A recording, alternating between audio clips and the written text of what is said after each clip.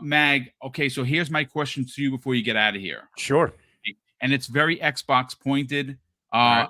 And it's we're going based on what the clear winner is of the summer showcases. And the clear winner is Xbox. My question to you, and will be for the panel and of course the chat, has Xbox set a benchmark for first party games when you look at what Nintendo is doing and when you look at what's especially what PlayStation is doing?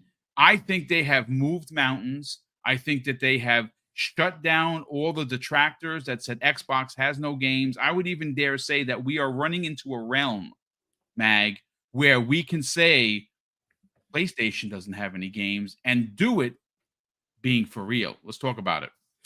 Yeah, they've certainly set a benchmark as to the this is what we've been talking about when I first started coming onto the show. What, in 2020? Yeah, a long time ago, brother. It's been 4 years. Yes, and I've been off and on doing the show. And we were talking about it all the way back then, saying, "Oh, eventually it's going to come. Eventually it's going to come." And then all of a sudden, an acquisition happened. Then the other one started to happen, and then everything else. And we started building up. And says it's going to happen. It's going to happen. It's going to be that cascade one day, and they're going to be able to move forward, and that'll be like sort of like the beginning of it, and then they can move on from there. That day happened just a few weeks ago at the showcase, where you can say, "Okay, this is it." And this is where it starts. And they started from there, and now they're starting to move forward. And the thing is, they cannot let up. They cannot slow down. Their competition will not lay down.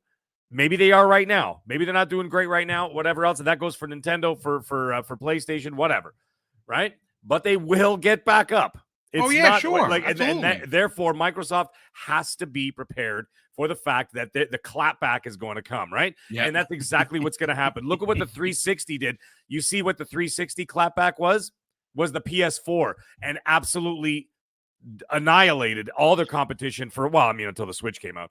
But you know what I mean? Up until that point. And so that's what they're going to have to be weary of. So they're going to have to, just like you said, Boom, at the beginning of the show, you said this felt like a 360 moment. This felt like when the 360 came out, and then that first few years. And then, of course, what was it? 2006 was that year when they had all those games. 2007 is that magical year. Was it 2007? Was that the magic year? Yeah, okay, that's the magic year. Yep. So there you go, right? And that was a defining moment for the Xbox brand, was that year. That was a defining moment for them.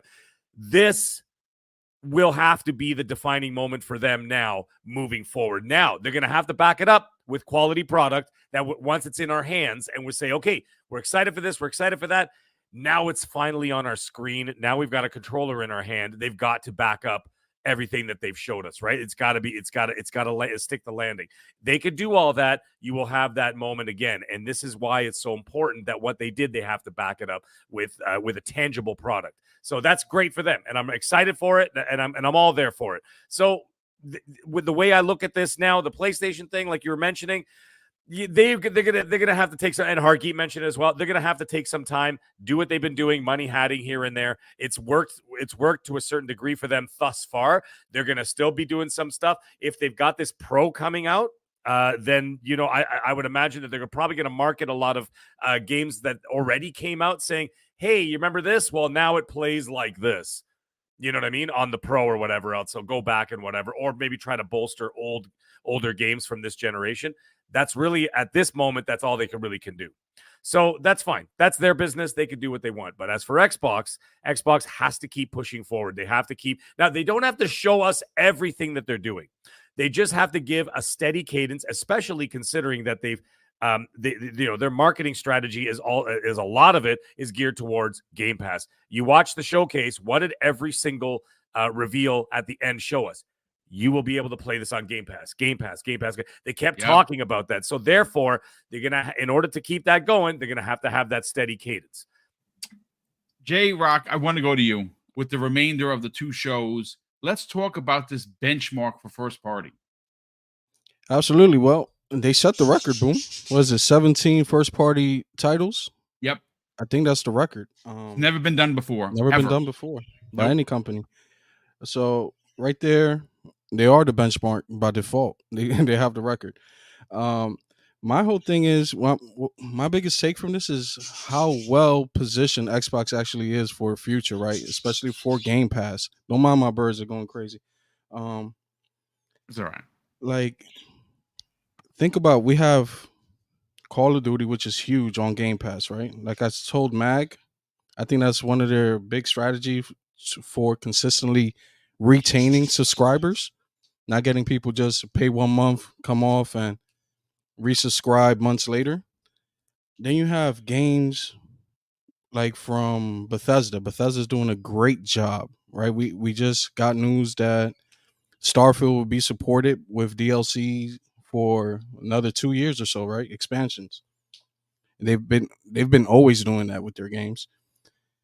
We have even the State of Decay could turn into one of those service games for us to retain players, right? It looks fantastic. Um, which other titles? Which other titles are there? Let me see. Mm. For Gears, of what? Sorry. course. Gears, of course. The Halo, Yep. the Forzas. So I think they've really positioned themselves. If you really take a step back and analyze the catalog, right, of games being added to Game Pass, and you say, "Damn, there's really no reason for me to unsubscribe at this point," because every month there's this steady cadence of games being added that pique your interest, right? That use, oh, let me just try this out. Let me just try this out. And then let me go back to Call of Duty, like Max said, right? Let me jump back to Halo for a game night, right? And let's run it. Well, let me go play State of Decay and but this whole time what you're doing is just you're being locked into the service. You're just continuously playing. You're just continuously using the games in the catalog. And I don't see any other out of the big three. I don't see that from the other two, to be honest with you, right? This, I don't think PlayStation is in a position right now to, if they're really trying to push and their new metrics is engagement, I don't Yep. really think they have the titles as of yet. They're trying to build it up with Helldivers and stuff like that, but I don't really think they have the titles yet to actually keep people engaged for long periods of time on their console. And I'm interested to see, right, the reaction from this from the fan base that's been accustomed now. We've been indoctrinated into expecting PlayStation games to be a certain type, right? Yes. Third I want person, over the shoulder, story right, driven, adult themed games is what they right. expect. I want to see the reaction where now Sony's taking we have an experimental category of games, which is like Lego Horizon. Then we have these games as a service, and then we have our tempo games. Boom, a studio can only do so much, right? So Right. are you really going to tell me people are going to be cool with each studio just releasing one tentpole game per generation and then doing experimental games and a live service game? Like that's the reaction I really want. I want to see the reaction of fans when they see this new Sony that I think is they're going to start demonstrating in their upcoming showcases and in the near future. I think you're going to get a lot of pushback. But again, you know what's interesting? You talk about that. You said, would it be a problem to have just one per year? Well, according to Colin Moriarty, well, he thinks one game per year is great because again during his podcast a couple of about maybe a month ago, when it was confirmed that Sony was going to be light for this year. One is good because they get to focus on that one, according to him. Now I disagree because when that happened to Xbox, it was Xbox is leaving the business and dying. They've been leaving the business in the last couple of years a dozen times a year, Past 20 according to the years, yeah, media. past 20 Yeah. years. So I mean, So listen, you bring up my great points, brother. like this, let's take Guerrilla Games for example. Boom, like they released Horizon Forbidden West, right? That's that tentpole title. Yes. Will they release another tentpole title of the same scale this generation, or they're gonna do the Horizon Legos, the experimental title, and then they'll do their Oh my. live service title of Horizon for Forbidden West? Little what does it look like? It looked like Fortnite when I saw the leaks, right? The free to play one, yeah. The I free to think play actually one. that's been canceled because that was the main complaint, that it looked like Fortnite. They look Mhm. like Fortnite characters just in Horizon skins. Yeah. But if those, will people be happy if those studios take that approach? Every studio, you see, Naughty Dog releases one tentpole title per generation. They're gonna release a experimental game They'll go to other consoles or PC, whatever day one, and then a live service game. I'm really interested in seeing if people are going to be cool with it. I don't think that they are, brother. I'm going to be honest with you. I think you're going to get a lot of pushback. You're going to get a lot of people that are going to cap for them and be like, "Oh no, this is great. We need experimental titles." I mean, that's great. Look, the experimental titles that you're talking about, they had in production and they canceled. Twisted Metal game should print money. It would get every dollar of mine. I'd buy all the cars, right? If that was a free to play game. SOCOM would get me to play on my PlayStation multiplayer because I loved SOCOM on the PS2, right? That should have come back. Factions. Resistance Fall of Man is another one. Factions is that is to me to this day the biggest conundrum. How do you tell? And it's interesting how the Savior told Naughty Dog that it wasn't good enough and they canceled it, and then Bungie is having the problems they're having. It's there's a lot of mismanagement going on at Sony, and it's a proven fact that Xbox has been cooking, and this past showcase proved who eventually will become the market leader. And obviously, it's bonkers to me that you see a lot of PlayStation guys waiting in the wings for a Hellblade 2 and a Fable and a Horizons, Forza Horizon 5 to come on the PlayStation. I don't know if that's going to happen. I would imagine that there's going to be some that go over, but when you're asking for the other team to save your console, maybe that's the problem. Maybe that's the inherent problem. I don't know. But Jay, great stuff as always, brother. Hargeet, are you there, or did you have to step away? I don't know what's going on with my camera for the last couple of days. It's been just freezing. So okay, I'll so just you turn are it off here for now. All right, you know it's fine. Listen, the question is simple, and I know you're going to have a very very detailed answer. I cannot wait to hear it. Has Xbox set the benchmark for all three platforms for first party?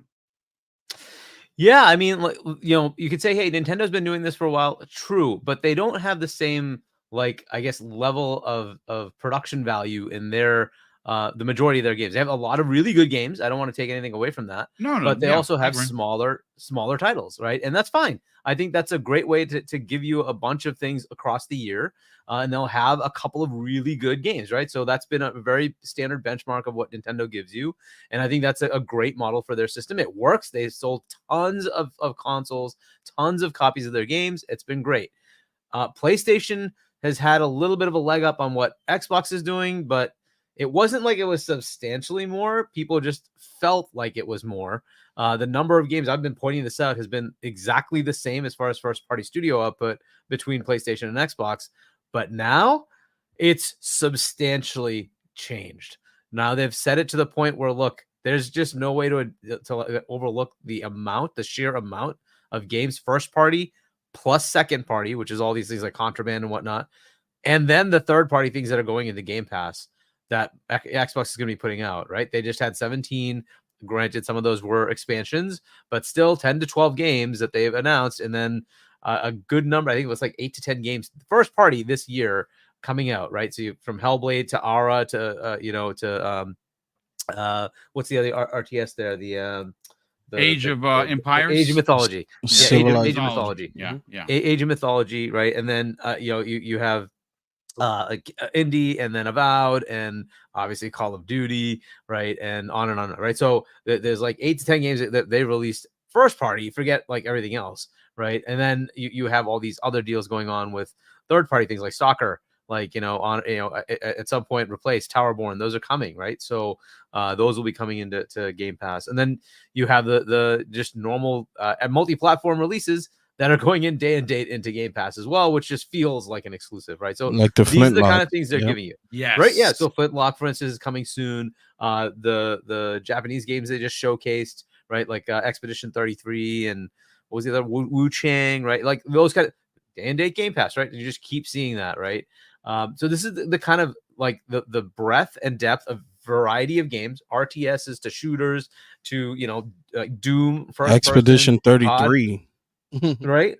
Expedition 33, which is yeah. like a turn-based, right? And then you have your third person with South of Midnight and with Gears and on. It just keeps going. They are They are just Clockwork killing it every Revolution. type. Right, Rumored to be coming Clockwork, out next year. brings and Fable, which bring you into RPGs, right? And like they have the gamut, right? Fable, they give you all types of games, right?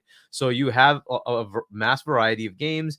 The pivot that they did at PlayStation to try to do the games as a service thing, it's an interesting model. I just don't think that was, and it seems to be proving out that that was the right path. You find games that either exist that are great. Microsoft did that with Mojang to get Minecraft. Certainly did with ABK. With you get COD and World of Warcraft, on, right? And then they did a deal with Arrowhead on PlayStation, which worked, right? They did another one to buy Bungie, which unfortunately is starting to fizzle. But that, in theory, should have been a good potential acquisition. Unfortunately, that's kind of their luck of the draw. Unfortunately, that game Destiny is kind of fizzling, and apparently, I don't know if this is something that's really been substantiated yet. But Jeff was talking on one of his podcasts, right, about there might be some things going on with Bungie soon because it doesn't look like Final Shape is really doing as well as they were hoping. So that might lead to some issues with that. So there's still more challenges on that side of it. Mhm. They do need to substantially change their direction, which they've started. To be fair, right? That's why their management's gone. They've started. The question is, what is that going to look like for the next few years? So I think, yes, Xbox has set a benchmark that is going to be hard to really replicate. Thankfully, Nintendo doesn't need to because they have stellar IPs that people still seem to want to play. That may fizzle, by the way. We don't know how long that stays, but as long as that stays the way it is, you have your Pokemons, your Mario Karts, and your Mario and Zeldas, and people want to play them, they're going to be okay because they seem to have enough of those coming out routinely, right? Metroid Prime 4 looks pretty cool, right? And they just keep doing that. And so that'll be okay for them. PlayStation made their name on having these big cinematic experiences, which, to your point, J-Rock, how many they are going to release? Are they going to release one a year? Yeah. Maybe? Yeah. So what is that going to look like this year? What's their big cinematic experience? I don't know. What do I point to? Lego Horizon? What is Astrobot, their big maybe? cinematic experience? Like Astrobot? Like, is that really going to be the big cinematic experience?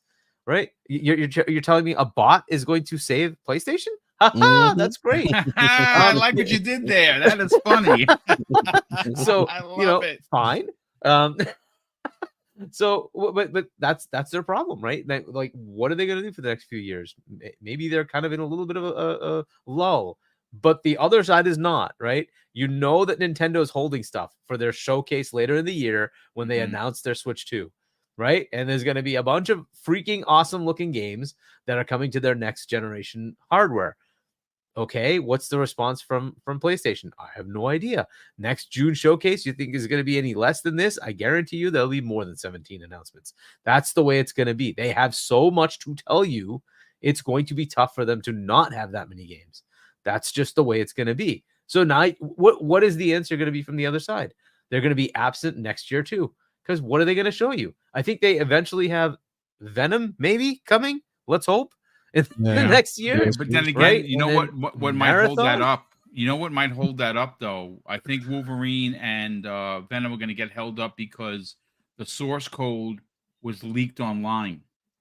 And if that source code, they can't use that source code again. So if Venom was scheduled for 2025, let's just say, I don't know if they could if it gets rework the pushed code. further.